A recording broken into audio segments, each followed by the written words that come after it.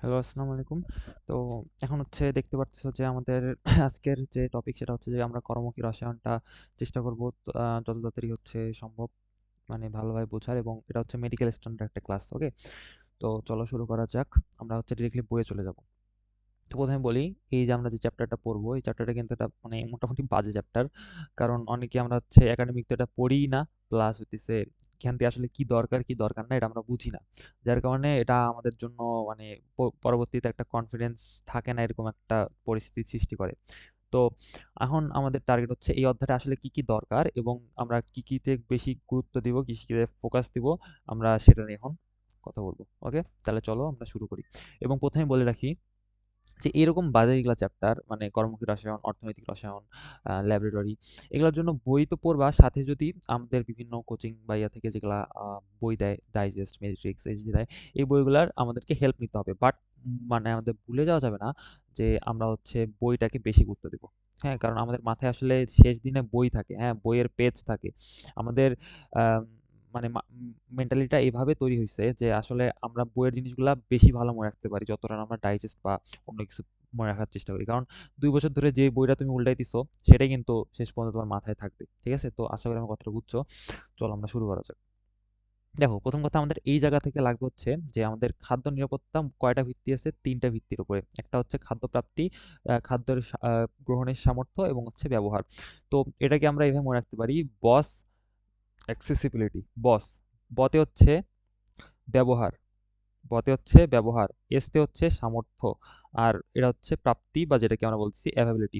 এই জায়গাতে আমাদের একই সাথে বাংলা এবং ইংলিশ টার্ম লাগবে, কারণ আমরা এখানে দেখছি যে মোট 3টা অপশন আছে। 3টা অপশন মানেই আর একটা অপশন বানাই দিয়ে এটা একটা এমসিকিউ করা যাবে। কথা বুঝছো কিনা? তাইলে আমাদের এই জিনিসটা মনে রাখতে হবে যে খাদ্য নিরাপত্তার ভিত্তি হচ্ছে কটা? 3টা। একটা হচ্ছে খাদ্য প্রাপ্তি, খাদ্য সামর্থ্য এবং খাদ্য ব্যবহার, ইউজ, অ্যাক্সেস এবং অ্যাভেবিলিটি। ঠিক আছে, ওকে। এরপরে আসো, দেখো এই যে আমাদের এই জিনিসগুলা যে কোনগুলা লাগে কোনগুলা লাগে না, এই 2 পেজ ধরে আছে, যার কারণে আমাদের একটু সমস্যা হয় যে আমাদের জিনিসগুলো আমরা মনে রাখতে পারি না। তো এটার জন্য আমরা একটু করে এই জিনিসগুলো একটু সাজাই নিব, এবং সাজাই আমি এখানে একটা স্ক্রিনশট দিয়ে রাখছি। তো চলো এটা দিয়ে আমরা দেখে নিই। দেখো, এখান থেকে আমাদের কি কি কনফিউশন হইতে পারে এবং কি কোয়েশ্চেন আসতে পারে সেগুলো আগে দেখি নিই। আগে প্রথমত আমি বলে রাখি, দেখো নাইট্রোজেন এবং ফসফরাস যুক্ত যে সার, এখানে আমাদের যে কনফিউশনটা হবে সেটা খুব ভালো করে দেখো। যে দেখো, নাইট্রোজেন যুক্ত সার হইলেও এখানে মেইনলি নাইট্রোজেন কিন্তু আমরা মানে বলতেছি না, এখানে মেইনলি দেখো অ্যামোনিয়া। কথা বুঝছো কি? অ্যামোনিয়া মানে নাইট্রোজেন যুক্ত সার মানেই যেটাতে অ্যামোনিয়াম আয়নটা আছে। কথা বুঝছো কি না? আচ্ছা, তাহলে এরপরে যদি আমরা দেখি যে ফসফরাস যুক্ত, দেখো এখানে ফসফরাসে অ্যামোনিয়া আছে, বাট এখানে আমাদের লক্ষ্য রাখতে হবে এই যে ফসফেট আছে। কথা বুঝছো কি? তাহলে কনফিউশনটা কোথায় হবে? এই যে এটাও অপশনে দিয়ে রাখবে, এটাও অপশনে দিয়ে রাখবে, কিন্তু তুমি দেখবা যে তোমার নাইট্রোজেন যুক্ত সার চাইছে না ফসফরাস যুক্ত সার চাইছে। যদি ফসফরাস যুক্ত চায় তাহলে এখানে ফসফেটটা থাকবে, আর যদি নাইট্রোজেন যুক্ত থাকে তাহলে এখানে শুধুমাত্র অ্যামোনিয়ামটা থাকবে। কথা বুঝছো কি? এই জায়গায় কিন্তু অনেক কনফিউশন হয় এবং এর জন্য ভুলও হয়। ঠিক আছে, তাহলে আমাদের এখানে কি কি মনে রাখতে হবে? আমাদের নাইট্রোজেন যুক্ত সারে দেখো দুটাতেই অ্যামোনিয়াম আছে, তাহলে অ্যামোনিয়াম নাইট্রেট, অ্যামোনিয়াম সালফেট। ফসফরাসে দেখো নাম দুটা একটু ডিফারেন্ট, সেটা হচ্ছে টিএসপি এবং হচ্ছে ডিএপি। কথা বুঝছো কি? তো এখানে আমাদের হচ্ছে টিএসপি তে আমাদের সংকেতটা একদম খুব ভালো করে মনে রাখতে হবে। ঠিক আছে, এবং ডাই অ্যামোনিয়াম ফসফেট এটাতেও আমাদেরকে মনে রাখতে হবে যে দুটো অ্যামোনিয়াম আছে এবং ফসফেট আছে এর সাথে। বুঝছো কি? তাহলে আমাদের এই জায়গাটা থেকে সংকেতটা লাগবে। ওকে, সংকেতটা লাগবে, এবং আমাদেরকে কনফিউশনে ফেলানো যাবে না যে নাইট্রোজেন যুক্ত কোনটা এবং ফসফরাস যুক্ত কোনটা। ঠিক আছে, আশা করি এখান থেকে বুঝতেছো। এবং দেখো আমাদের এই জিনিসটা আরো বেশি স্পেশাল যে মিউরেট অফ পটাশ, ভাই এটা আবার কি জিনিস? এটা আসলে আমাদের পটাশিয়াম ক্লোরাইডটাকে মিউরেট অফ পটাশ বলতেছি। ওকে, তো এই যে এই জিনিসটা আমাদেরকে ভোলা যাবে না। ওকে, আচ্ছা। আর পটাশিয়াম নাইট্রেট আমরা জানি। তাহলে আমাদের কি কি কোশ্চেন এই জায়গা থেকে আসে আমি সেটা বলে দিচ্ছি। এরপর দেখি আমরা বইয়ে যাই। আসো, তো বইয়ে যদি এখন আমরা যাই, আসো বইয়ে হচ্ছে, দেখো প্রথম কথা আমরা এখানে কি কি আছে দেখো, এই জিনিসটা যদিও দাগানো নাই বাট এটা লাগে যে খাদ্য নিরাপত্তার প্রধান শর্ত কি? আমাদের কৃষি জমিতে অধিকতর পরিমাণে ফসল ফলানো। কথা বুঝছো কি? এটা একটা এমসিকিউ হইতে পারে, বাট আসার চান্স খুবই কম, আসবে না ধরে নিলাম। আচ্ছা, তারপরে দেখো আমাদের এখান থেকে লাগতেছে যে ফল ফুল বৃদ্ধি এবং ধারণের জন্য আমাদের 3টা সার লাগে, তাই না? একটা হচ্ছে নাইট্রোজেন, ফসফেট আর হচ্ছে পটাশিয়াম। এখানে দেখো আমরা আগেই পড়ে নিছি যে নাইট্রোজেন যুক্ত প্রধান সারের নাম কি? ইউরিয়া। তাহলে নাইট্রোজেনের প্রধান সারের নাম কি? ইউরিয়া। এরপর আছে অ্যামোনিয়াম নাইট্রেট, অ্যামোনিয়াম সালফেট, যেটা আমি দেখাই দিয়ে আসলাম চার্টে। তোমরা সুন্দর করে চার্টটা লিখে এই যে পেজটা আছে এই পেজের পাশে সুন্দর করে লাগাই দিবা। কথা বুঝছো কি আমার? ওকে। তাহলে এরপর হচ্ছে ফসফরাস যুক্ত কি? এই যে টিএসপি বা ট্রিপল সুপার ফসফেট, যেটার এই যে সংকেতটা আমি তোমাকে মুখস্থ করতে বলছি, এবং ডাই অ্যামোনিয়াম ফসফেট, এটার সংকেতটা আমি তোমাকে মুখস্থ করতে বলছি। ঠিক আছে? আচ্ছা, তারপর হচ্ছে পটাশিয়াম, পটাশিয়াম যুক্ত মিউরেট, মিউরেট অফ পটাশ বা পটাশিয়াম ক্লোরাইড এবং হচ্ছে পটাশিয়াম নাইট্রেট। এখন আমার কথা, এখান থেকে কি কোশ্চেন আসবে দেখো, আমি অন্য কালার দিয়ে এটা হচ্ছে দাগাই দিই। ওকে, দেখো পটাশিয়াম যুক্ত বা মিউরেট, মিউরেট অফ পটাশ যেটা বা পটাশিয়াম নাইট্রেট, এগুলো কিসের জন্য? ফুল ফল ধারণে। তাহলে ফুল ফল ধারণে নিচের কোনটি সহায়তা করে? যেখানেই পটাশিয়াম পাবা সেগুলো হচ্ছে ফুল ফল ধারণে সহায়তা করে। তাহলে এখান থেকে এই একটা এমসিকিউ আসবে। ওকে, আর হচ্ছে আর এখানে তেমন কিছু নাই। হ্যাঁ, এরপর আমরা নিচে আসি। দেখো এখান থেকে লাগবে না কিছু। হ্যাঁ, এখানে আসো। দেখো, খাদ্য নষ্ট হওয়ার কারণ আছে একটা, মেইনলি আমাদের এই বইয়ে বা এই চ্যাপ্টারে আমরা ৩টা কারণ পড়বো। কয়টা কারণ? ৩টা। একটা হচ্ছে বিভিন্ন ধরনের জীবাণু, তারপর হচ্ছে বিভিন্ন উৎসকে অক্সিজেনের উপস্থিতিতে কি হয়? জারণ হয়। আর লাস্টেরটা হচ্ছে বিভিন্ন ধাতবায়নের কারণে আমাদের ওই জারণ বিজারণ হয়, বাট ধাতবায়ন এখানে কাজ করে, তাই না? তাহলে আমরা এইখান থেকেই আমরা পুরা অধ্যায়ের জিনিসগুলা রিলেট করব। তাই এখানে এই জায়গাটায় খুব বেশি ভালো করে মনোযোগ দাও। কথা বুঝছো? দেখো, আমি তোমাকে কোশ্চেন করবো, তুমি মনে মনে অ্যান্সার দাও, ট্রাই করো। দেখো, প্রথম কারণ ছিল জীবাণু। আমরা জীবাণু পড়ছি না বোটানির একটা অধ্যায়ে? বোটানি অধ্যায়টার নাম হচ্ছে অণুজীব। অণুজীবের ইংলিশ নাম হচ্ছে মাইক্রো অর্গানিজম, তাই কি না? তাইলে এই জীবাণু ধ্বংস করার জন্য আমরা যেটা ইউজ করব সেটার নাম কি হবে? অ্যান্টি, অ্যান্টি মাইক্রোবিয়াল, সংক্ষেপে লিখলাম। ঠিক আছে? Anti microbial. এখনই বুঝানো কথাগুলো। এরপরে যদি আসি আমাদের পরেরটা, এই যে এনজাইম বা ইয়ার কারণে অক্সিজেনের উপস্থিতিতে। তো অক্সিজেনের সাথে আমরা কানেক্টেড করে একটা ওয়ার্ড পড়ছিলাম যে অক্সিডেশন, রিডাকশন, তাই না? পড়ছি না? তাহলে এই এনজাইম বা উৎসেচকের কারণে যেই জিনিসটা হয় সেটা হচ্ছে জারণ বা মানে জিনিসটা বিভাজিত হয়, বিয়োজন যেটাকে বলতেছি, তাই না? তো এটাকে প্রতিরোধ করতে আমরা কি ইউজ করব? এটাকে প্রতিরোধ করতে আমরা ইউজ করব অ্যান্টি অক্সিডেন্ট। কি? এটা কি কি ইউজ করব? Anti oxidant, anti oxidant. কথা বুঝছো কি? আর নিচেরটা দেখো ধাতব। তো ধাতব আয়নকে আমরা সরাই ফেলতে আমরা ইউজ করব, খুবই মজার, কিলেটিং এজেন্ট। কিলেটিং। ওকে, কিলেটিং এজেন্ট। তাহলে আমরা এই জায়গা থেকে ৩টা জিনিস রিলেট করলাম। কি কি? দেখো আমাদের খাদ্য, আহ, খাদ্য,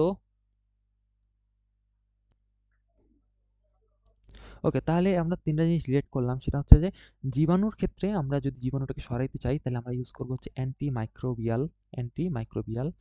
এনজাইমের বা হচ্ছে যে অক্সিজেনের যে আমাদের কারণে জারণ হয় সেটার জন্য আমরা ইউজ করবো কি? Anti oxidant. কথা বুঝছো? আর ধাতব আয়নকে আমরা যদি সরাতে চাই তাহলে আমাদেরকে ইউজ করতে হবে কিলেটিং এজেন্ট। তাহলে এই জায়গাটা যদি বুঝে থাকো ভাই, পরেরগুলা বোঝা অনেক ইজি।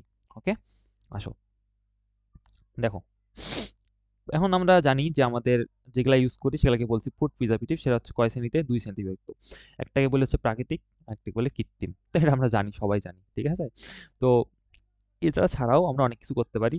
আমাদের চারপাশে আমরা মেলা কিছু অনেক কিছু খাই। যেরকম আমরা হচ্ছে দৈনন্দিন খাবারে শুটকি খাই। তো শুটকি কি করে? আমাদের শুষ্ক করে। এরকম যে বিভিন্ন ধরনের শুষ্ককরণ বা ড্রাইং প্রসেস এর মাধ্যমে আমরা জিনিসগুলোকে ঠিক রাখি।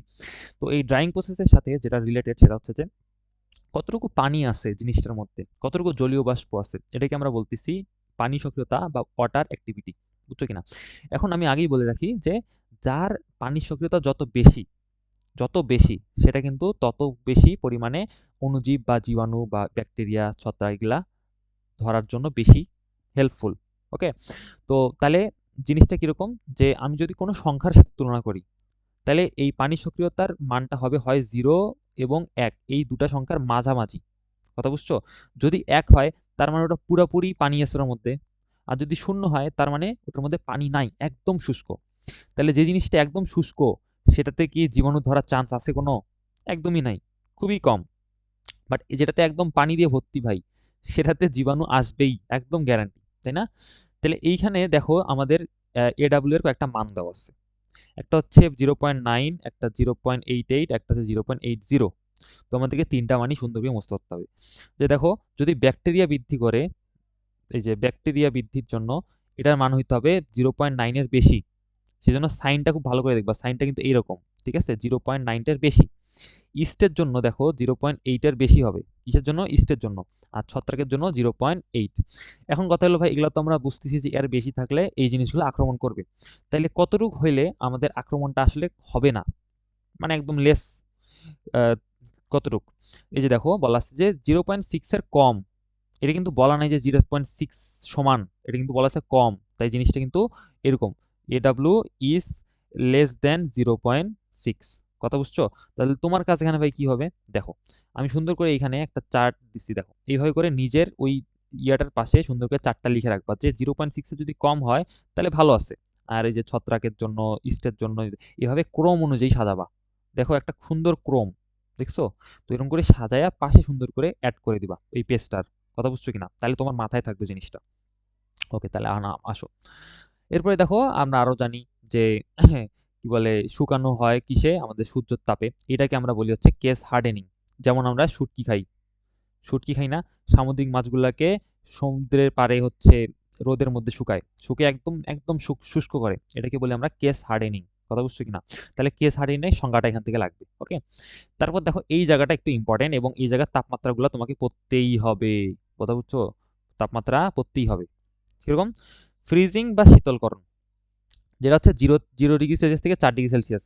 এবং আমার কথা একটু ভালো করে শোনো, যে তুমি যদি এই জায়গাগুলো ভালো করে না ফোকাস দাও, তাহলে তোমার অ্যাডমিশনে বা হচ্ছে এক্সাম হলে বসে অনেক কনফিউশন হবে যে এটা কি 0.0 থেকে 5 ডিগ্রি সেলসিয়াস ছিল না 0 থেকে 4 ডিগ্রি সেলসিয়াস ছিল। তাহলে আমি ভুলগুলো তোমাকে ধরাই দিচ্ছি যে এই জায়গাগুলো ভুল হতে পারে। ওকে, আচ্ছা, তারপর আসো যে ডিপ ফ্রিজিং বা যেটাকে বলছে হিমায়ন। তাহলে একটা হচ্ছে ফ্রিজিং বা শীতলীকরণ আর একটা হচ্ছে হিমায়ন। উপরটা ছিল 0 থেকে 4 আর নিচেরটা হচ্ছে -5 থেকে -18। বুঝছো কি? ঠিক আছে, বাট কোশ্চেন যদি বলে যে কত তাপমাত্রায় ব্যাকটেরিয়া সম্পূর্ণ নিষ্ক্রিয় হয়, তাহলে কিন্তু এই -5 থেকে -18 না, এটা হবে আমাদের কত? এটা হবে আমাদের 0 মানে সরি -5 ডিগ্রি সেলসিয়াস থেকে -10 ডিগ্রি সেলসিয়াসে ব্যাকটেরিয়া নিষ্ক্রিয় হয়। তাহলে এখান থেকে 3-4 রকমের কোশ্চেন আসে, যেটা আমি তোমাকে বলে দিলাম, এবং ভুল কোথায় হইতে পারে এটাও বলে দিলাম। ওকে, তাই এগুলাতে সাবধান হও। অন্যান্য যে জিনিসগুলো আমি স্কিপ করে আসতেছি, যে জায়গাগুলো আমি গুরুত্ব দিচ্ছি না, কারণ ওই জায়গায় গুরুত্ব কম আসলে। তুমি যদি ওগুলো জায়গায় ফোকাস দিয়ে এই জায়গাগুলোতে ফোকাস না দাও, যে জায়গাগুলোতে আমি ফোকাস দিচ্ছি, তাহলে লসটা কার? তোমার। তুমি পরীক্ষায় যেয়ে কনফিউশনে পড়বা। কথা বুঝছো? এই যে এই জায়গাগুলো আমি স্কিপ করে আসতেছি, এই যে কোন জায়গাগুলো বলো তো? এই যে আমি এই জায়গাগুলো কিছু পড়িনি, এগুলো কিছু পড়ছি আমি? পড়ি নাই তো। তো এখানে আসার মতো খুব চান্স কম। তাইলে দরকার তো নাই এখন। তোমার দরকার এক্সাম হলে বেস্ট আউটপুট আনা। তো তুমি যদি মেইন জিনিসগুলো বাদ দিয়ে অন্য জিনিসগুলো গুরুত্ব দাও, তাহলে কিন্তু তোমার হবে না ভালো একটা রেজাল্ট, তাই না? ওকে, আসো। এরপরে আমরা দেখি ফুড প্রিজারভেটিভের মধ্যে আমরা এখন দেখবো ন্যাচারাল কোনগুলা, মানে যেগুলো প্রাকৃতিক। যেমন আমাদের লবণ, সোডিয়াম ক্লোরাইড, সেই ছোটকাল থেকে পড়ে আসতেছি। তো এখান থেকে আমাদের কি কি লাগবে দেখো, আমাদের এই জিনিসটা বেশি লাগবে যে কিউরিং কাকে বলে। কিউরিং হচ্ছে যেখানে আমরা সোডিয়াম ক্লোরাইডের গাঢ় দ্রবণ ইউজ করি, করে এই সংরক্ষণ করার প্রক্রিয়াটাকে বলে কিউরিং। তাহলে এখান থেকে কোশ্চেন আসবে যে কিউরিং কোথায় ইউজ হয়? এই সোডিয়াম ক্লোরাইড ব্যবহার হয় যেখানে, সেটাকে বলছি আমরা কিউরিং। ওকে, এবং আমাদের এখানে ইম্পর্টেন্ট যে জিনিসটা সেটা হচ্ছে যে কত পার্সেন্ট সোডিয়াম ক্লোরাইড আমরা দ্রবণ ব্যবহার করে এই জিনিসগুলা আমরা সংরক্ষণ করি? 7 থেকে 8%। তাহলে এই পার্সেন্টেজটা দরকার আছে। কথা বুঝছো কি? আর যদি অধিক বলে তাহলে 15 থেকে 20, যেটা আসার চান্স নাই। তাহলে বুঝছো কি আমি কোথায় ইম্পর্টেন্স দিচ্ছি? 7 থেকে 8%। আসো, তারপর দেখো সরিষার তেল করে, চিনি দিয়ে সংরক্ষণ, জাস্ট এই হেডলাইন পড়ো, হেডলাইন পড়ো। আচ্ছা, এইখানে লাগবে কি যে চিনির সিরাপে কত পার্সেন্ট আমাদের 65 থেকে 70% কি চিনির দ্রবণে ডুবাই রাখতে হবে। ঠিক আছে, তাহলে হচ্ছে চিনির দ্রবণে,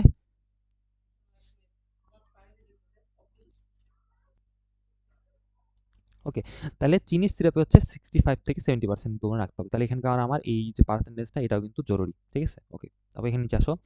এখন হচ্ছে এখানকার সংজ্ঞাটা লাগবে যে পিকলিং কাকে বলে। খুবই সিম্পল। পিকলিং হচ্ছে যেই আমরা ভিনেগার আছে না, 6 থেকে 10% অ্যাসিটিক অ্যাসিড, এই যে দ্রবণ এটাকে বলে ভিনেগার। এই ভিনেগারের মাধ্যমে যে কাঁচা ফল সংরক্ষণ, এটাকে বলছি আমরা পিকলিং বা আচার তৈরি। তাহলে পিকলিং এর সংজ্ঞাটা অবশ্যই লাগবে তোমাকে, জাস্ট এটুকু পড়ো, অন্য কিছু দেখার দরকার নেই। আসো, তারপর নিচে আসো। তাহলে ভাই আমি তোমাকে একটু আগেই একটা জিনিস পরে দিয়ে এসেছি, তিনটা জিনিস আমি কানেক্ট করছিলাম, তিনটা জিনিস দেখো এখানে সুন্দর করে বলা আছে। অ্যান্টিমাইক্রোবিয়াল কিসের বিরুদ্ধে? ওই যে জীবাণু, ব্যাকটেরিয়া, ইস্ট, এগুলোর বিরুদ্ধে অ্যান্টিমাইক্রোবিয়াল। অ্যান্টিঅক্সিডেন্ট কি? যেগুলো হচ্ছে ওই যে অক্সিজেনের মাধ্যমে জারণ ঘটায়। আর কিলেটিং এজেন্ট কি? ধাতব তার বিরুদ্ধে। তাহলে আমরা রিলেট করছিলাম, তাই না জিনিসগুলা? ওকে, আসো। এখন দেখো এগুলা হচ্ছে অ্যান্টিমাইক্রোবিয়াল। কি? অ্যান্টিমাইক্রোবিয়াল। অ্যান্টিমাইক্রোবিয়ালের মধ্যে আমাদেরকে দেখতে হবে যে মেইন জিনিসটা কি, যে এগুলা হচ্ছে জীবাণু ধ্বংস করে, তাই না? তাহলে এখানকার মধ্যে তুমি খুব সুন্দর করে আমি যদি বলি, খুব ইজিলি বোঝা যায় জিনিসগুলা, যে দেখো সবগুলোর মধ্যে অ্যাসিড অ্যাসিড থাকবে, লবণ থাকবে এবং কিছু একটা গ্যাস। বুঝছো কি? অ্যাসিড লবণ গ্যাস, অ্যাসিড লবণ গ্যাস। আচ্ছা, এখন তাহলে আমরা কিভাবে কোন জিনিসগুলো গুরুত্ব দেবো এখন সেটাকে দেখি। কোন জিনিসগুলো গুরুত্ব দেবো? দেখো, বেনজোইক অ্যাসিডের মেল্টিং পয়েন্টটা আমাদের মুখস্থ রাখতে হবে 121। বুঝছো কি? বেনজিক অ্যাসিডের। ওকে, এরপর আমরা দেখব এখানে আর লাগবে হচ্ছে যে এই যে সালফার ডাইঅক্সাইড গ্যাস, এটা যে একটা তোমার অ্যান্টিমাইক্রোবিয়াল, এটা আমাদের মাথায় থাকে না। বুঝছো কি? এই সালফার ডাইঅক্সাইড গ্যাসটা যে একটা অ্যান্টিমাইক্রোবিয়াল, এটা মাথায় থাকে না। প্লাস হচ্ছে পটাশিয়াম মেটাবাইসালফেট, এইটার সংকেতটা আমাদেরকে মুখস্থ করতে হবে। বুঝছো কি? ওকে, আর একটা জিনিস আমাদেরকে মাথায় রাখতে হবে, যেটা অনেকেই বলে না, অনেকেই মনে রাখে না, বাট আসে, যে হচ্ছে এই দেখো নাইট্রেট এবং নাইট্রেট লবণ আছে না? হ্যাঁ, এখানে দেখো তিনটা option: sodium nitrate, potassium nitrate, sodium nitrate. মানে দেখো এই জায়গাতে কিন্তু কে NO2 নাই। লক্ষ্য করছো খুব ভালো করে? থ্রি আছে, টু আছে, সোডিয়াম, পটাশিয়াম এবং সোডিয়াম, বাট এই যে পটাশিয়াম NO2, এটা কিন্তু নাই। তাহলে এটা যদি বলে যে নিচের কোনটি নাইট্রেট লবণ অ্যান্টিমাইক্রোবিয়াল হিসেবে ব্যবহৃত হয় না, তাহলে যে এইটা তুলে দিবে। বুঝছো কি? আমি তো বলে দিলাম, ধরে নিও। ওকে, আচ্ছা নিচে আসো যাই এবার। এরপর এখান থেকে কি কি লাগবে আমরা দেখি। ওকে, ওকে, দেখো এখান থেকে আমাদের মেইনলি আমরা প্রথমে এখান এতগুলো যেগুলো পড়ে আসলাম, সেগুলো হচ্ছে জিনিসগুলো আমাদের এখানে দেওয়া আছে, যে হচ্ছে সোডিয়াম বেনজয়েড, এখন বেনজোইক অ্যাসিডের জিনিসগুলো কেন দরকার হয়, কেন ইউজ করি, এগুলো বলতেছি এখানে। আমাদের এখান থেকে শুধু লাগবে যে এটা কার্যকারিতা pH 4.5 এর নিচে বেশি কাজ করে। তাহলে 4.5 এর নিচে বেশি কাজ করে, জাস্ট মনে রাখো। এবং এটা হচ্ছে মাত্রা হচ্ছে 0.1%, এটুকু আমাদের মনে রাখতে হবে। ওকে, আচ্ছা, এখান থেকে যদিও মেডিকেল আসে না, বাট কোচিংগুলাই দিয়ে দেয় যে কোনটা হচ্ছে আমাদের ব্রেন ক্যান্সার টিউমারের জন্য দায়ী, সেটা হচ্ছে এই যে আমাদের প্যারাবেন। কথা বুঝছো? প্যারাবেন। তো প্যারাবেনের পরিমাণটা লাগে যে 2 ন্যানোগ্রাম, 2 × 10⁻৯ ন্যানোগ্রাম। এটা যদি থাকে কত গ্রাম প্রতি গ্রাম টিস্যুতে, এটা হচ্ছে ব্রেন ক্যান্সার যেখানে হয় সেখানে এই যে প্রতি গ্রাম টিস্যুতে 2 ন্যানোগ্রাম প্যারাবেন থাকে। ওকে, এবং এখান থেকে আরও যেটা লাগে সেটা হচ্ছে যে এই কথাটা, যে প্যারাবেন কৃত্রিম এস্ট্রোজেন নামক হরমোন তৈরি করে। কি তৈরি করে? এস্ট্রোজেন নামক হরমোন তৈরি করে, যেটা যে ব্রেস্ট ক্যান্সার এবং প্রি, যেটাকে বলতেছি আমরা বয়সন্ধিক্ষণ আগে আগেই হয়ে যায় এই মেয়েদের ক্ষেত্রে। তো এটাতে ভূমিকা রাখে কি আমাদের এই প্যারাবেন। তো এই জায়গা থেকে আমাদের শুধু এতটুকু লাগবে, এবং এটার মাত্রা এত কম, এটা যদিও লাগবে না, জাস্ট বললাম। ওকে, তাহলে এই জায়গাটাতে এই তিনটা লাইন গুরুত্ব দিবা, খুবই গুরুত্ব দিবা। ওকে, আসো এরপর যেটা আছে যে পটাশিয়াম সরবেট, সোডিয়াম সরবেট, ওই যে লবণগুলা, তাই না? তো এগুলোর মাত্রাও দেখো সবগুলারই 0.1%। তাহলে এই জিনিসটা কিন্তু খুবই কমন, তাই না? অন্যান্য যে লাইনগুলো আছে রিডিং পড়তে পারো, বাট দরকার হয় না। ওকে, আসো তারপর আসো এসিটিক অ্যাসিড। এইটা ইজি, যে আমরা এতদিন ধরে পড়ে আসছি যে ভিনেগার কত 6 থেকে 10%, তাই না? পার্সেন্টেজটা কিন্তু ভুলবা না, ঠিক আছে?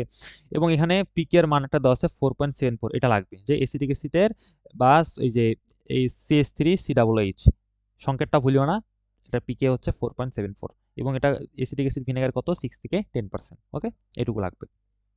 দেখো এতক্ষণ থেকে আমরা 0.1% পড়ছি, বাট এখন হচ্ছে 0.1 থেকে 0.3 ppm।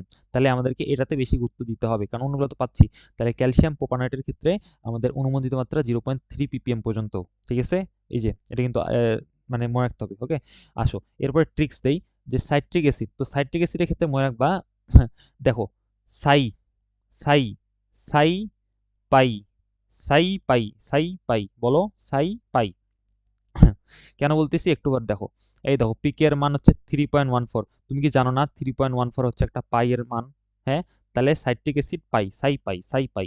এবং সাইট্রিক অ্যাসিডের সংকেতটা দরকার নাই এখন, বাট নামটা এমনি দেখে রাখতে পারো, 2 হাইড্রোক্সি 1 2 3 ট্রাইকার্বক্সিলিক অ্যাসিড। এটা দিলে কোচিংই দিবে, ঠিক আছে? কারণ এত বড় নাম মেডিকেলে আসার মতো না, জাস্ট মনে রাখবা। ওকে, আর হচ্ছে এই যে এটা 3.14 পিকের মান কিসের? সাই পাই। ওকে, আচ্ছা।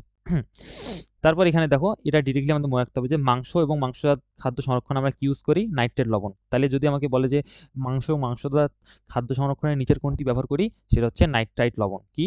নাইট্রেট লবণ। এবং এদের অনুমতি মাত্রা হচ্ছে 120 ppm, যেটা কিন্তু অন্যগুলোর সাথে মিলতেছে না এখন, তাই না? আচ্ছা, আর এই যে ভাই আমি বলে আসছি যে এই জিনিসটা যে আদৌ একটা অ্যান্টিমাইক্রোবিয়াল, এটা আমরা মনে রাখতে পারি না, যে সালফাইড ডাইঅক্সাইড, ঠিক আছে? এবং মেটা ডাইসালফাইডের যে সংকেতটা, এটা আমাদেরকে মাথায় রাখতে হবে। বুঝছো কি না? হ্যাঁ, ওকে। আসো এরপরে চলে আসো। এই দেখো এরপর 2 নম্বর যেটা সেটা হচ্ছে অ্যান্টিঅক্সিডেন্ট। তাহলে আমরা এতক্ষণ পড়ে আসলাম হচ্ছে এই যে যতগুলো বললাম সবগুলো হচ্ছে অ্যান্টিমাইক্রোবিয়াল, ঠিক কিনা? আচ্ছা, আসো এরপর হচ্ছে আমরা পড়বো মুক্তমূলক শোষণকারী, তারপর হচ্ছে মুক্তমূলক শোষণ করে না এরকম যেগুলা কি বলতেছি আমরা অ্যান্টিঅক্সিডেন্ট। কি বলতেছি? অ্যান্টিঅক্সিডেন্ট। তার মানে এরা এমন একটা কাজ করবে যেটা হচ্ছে জারণকে রোধ করবে। অ্যান্টিঅক্সিডেন্ট জারণকে রোধ করবে, তাই না? আসো তাহলে আমাদেরকে এখানে যে জিনিসগুলো মনে রাখতে হবে যে একটা হলো মুক্তমূলক শোষণকারী অ্যান্টিঅক্সিডেন্ট, আর একটা হচ্ছে এমনি নর্মাল। ওকে, তাহলে আমরা এখানে এখানে কোনটা জিনিস মনে রাখলে আমাদের জন্য সোজা হয় সেটা আমি তোমাকে বলি। দেখো, প্রথম কথা, এখানে আমাদের কিছু প্রাকৃতিক জিনিস আছে। দেখো, vitamin C, vitamin E, sulphide লবণ, এই জিনিসগুলো হচ্ছে অক্সিজেন শোষণকারী অ্যান্টি অক্সিডেন্ট। এটা আমাদেরকে একদম মস্ত রাখতে হবে। এবং সাথে আমি একটু আরেকটু বলে দিই যে এই জিনিসগুলোর একটা আলাদা করে নাম আছে। Vitamin E, vitamin D, vitamin C, হ্যাঁ, যেমন হচ্ছে টকোফেরল, তারপর হচ্ছে সাইট্রিক অ্যাসিড, অ্যাসকর্বিক অ্যাসিড, এই যে পাশে খুব সুন্দর করে দেওয়া আছে, দেখছো কি? টকোফেরল, ক্যারোটিন, সেলোনিয়াম। আমরা জাস্ট এই চারটাকে খুব ভালো করে মনে রাখবো, হ্যাঁ, নামগুলা সহ। কারণ আমাদের ওখানে যে ভিটামিন সি অপশনে থাকবে এরকম না, ভিটামিন ই থাকবে এরকম না, হয়তো টকোফাইল থাকবে, এসকোবিক অ্যাসিড থাকবে, ক্যারোটিন থাকবে, ওকে, সেলেনিয়াম থাকবে। এবং সেলেনিয়ামের যে পারমাণবিক সংখ্যা কত? 34, বলা যাবে না, ঠিক আছে? আমরা অন্য যেগুলা আছে এগুলা পড়ার দরকার নেই, এগুলা লেস, এমনি রিডিং পড়বা, পড়লে হাইয়েস্ট রিডিং একবার পড়বা, দুইবার পড়বা, বাট গুরুত্ব দিবা এই যে এই জায়গাটায় যেটা আমি দাগ দিলাম সুন্দর করে, বুঝছো কি? তাহলে অ্যান্টিঅক্সিডেন্ট আমাদের কয় প্রকার? 2 প্রকার, একটাকে বলি প্রাকৃতিক, একটা হচ্ছে অনুমোদিত। এই যে চারটা আছে, এই চারটা হচ্ছে প্রাকৃতিক, বুঝছো কিনা? তাহলে বলবো যে নিচের কোনটি প্রাকৃতিক নয়, তখন হবে কি অ্যান্সার? এই যেগুলা বিএইচটি, টিবিএইচকিউ, প্রোপাইল গ্যালেট, হ্যাঁ। তো এখান থেকে আমাদের কি কি লাগবে এই পার্টটা থেকে? দেখো, বিএইচ আছে না, বিএইচ এর পুরা সংকেতটাকে মুছতে করতে হবে, মানে নামটাকে, বিটালেটেড হাইড্রক্সি অ্যানিসল, এবং ওয়ার্ড মানে যে লেটারগুলো আছে সেগুলো যেন ভুল না হয়, বুঝছো কি? তারপর হচ্ছে দেখো, TBHQ tertiary butyl hydroquinone, BHT butylated hydroxy toluene, এবং লাস্টেটা হচ্ছে প্রোপাইল গ্যালেট। এগুলো কিন্তু ভাই প্রাকৃতিক না, এগুলো হচ্ছে কৃত্রিম। তাহলে এখানে দেখো চারটা অপশন আছে, একটা অপশন ওখানে দিবে আর এখানকার তিনটা অপশন নিবে। তাহলে এখানে আমাদের এইভাবে কোশ্চেন বানাবে, বুঝছো কিনা? কোশ্চেন কিভাবে বানাবে বুঝাই দিলাম। এবং কোন জিনিসটা এখানে গুরুত্ব, এই যে আমাদের কি বলে এই ইংলিশ টার্ম যেটা, মানে শব্দ পুরাটা, শব্দটা একজন আরেকজনের সাথে মিক্স করে দিবে এবং বলবে যে এই বিএসটি এর ফুল ফর্ম নিচের কোনটি। তাহলে এখান থেকে এই পার্টটা পড়বা, ওকে, সুন্দর করে পড়বা। আসো তারপর নিচে যাই। এখন আমরা পড়বো কিলেটিং এজেন্ট। আমি বলে রাখছি আগে থেকে যে কিলেটিং এজেন্ট হচ্ছে কোনটা, যেটা হচ্ছে আমাদের ওই যে ধাতুগুলা, কি ধাতুগুলা, ধাতুগুলার বিরুদ্ধে কাজ করে, সেটা হচ্ছে কিলেটিং এজেন্ট। আচ্ছা, এখান থেকে আমরা কি কি পড়বো?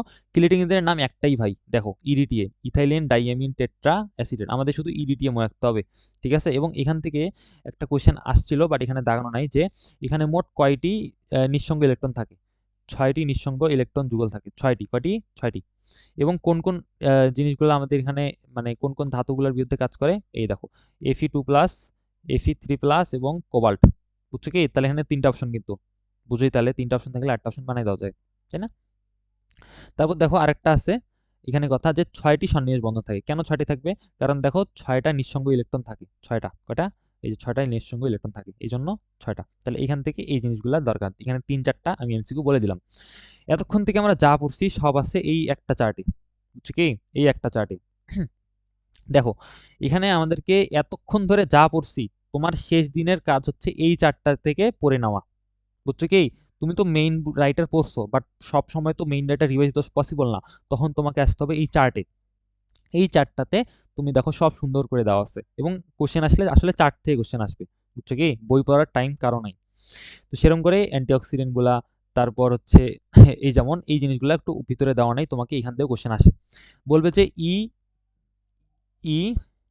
আচ্ছা, বলবে যে E322 এটা কিসের আমাদের আহ, চিহ্নিতকরণ করা যায় কি দিয়ে? এটা দিয়ে, এটা হচ্ছে ইমালসিফায়ার, যেমন হচ্ছে লেসিথিন, এটা হচ্ছে এটা লেসিথিনের সংকেত। তারপর E420 এটা হচ্ছে কিসের? সরবিটলের, কিসের? সরবিটলের, কিসের? সরবিটলের। এই যে E420 সরবিটল, এগুলো সবগুলো কি? Food additives. কি? ফুড অ্যাডিটিভস মানে হচ্ছে আমরা দেখি না যে ফুড কালার করে, ফুডে হচ্ছে গন্ধ আসে, স্ট্রবেরি, এরকম বিভিন্ন গন্ধ, এগুলো হচ্ছে ফুড অ্যাডিটিভস। তাহলে এখান থেকে কোশ্চেন আসবে যে নিচের কোনটি সরবিটলের চিহ্নিতকরণ করা যায় কোনটা দিয়ে? সেটা হচ্ছে E420, লেসিথিন E322। তাহলে এখান থেকে খুব সুন্দর করে কিন্তু এগুলা বানানো যায়, কথা বুঝছো কি? তাহলে কোশ্চেন কি আসতে পারে বুঝছো। এরপরে কোশ্চেন আসবে যে এই যে শিশুর দাঁত ক্ষয়রোধ এবং ডায়াবেটিক চকলেটে কোনটা ইউজ হয়? অ্যান্সার হচ্ছে সরবিটল। তাহলে কোশ্চেনগুলো কীভাবে আসবে সেটা আমি খুব ভালো করে তোমাকে বুঝিয়ে দেওয়ার চেষ্টা করছি। আপাতত এটা হচ্ছে পার্ট 1, এরপর পার্ট 2 আসবে এবং পার্ট 3 আসবে। মোট 3টা পার্টে আমি পুরা কর্মক্ষী রসায়ন কী কী আসলে দরকার, এমসিকিউ হ্যান ত্যান সব আমি সুন্দর করে তোমাদের বলে দেওয়ার চেষ্টা করবো ইনশাল্লাহ। ওকে ওকে।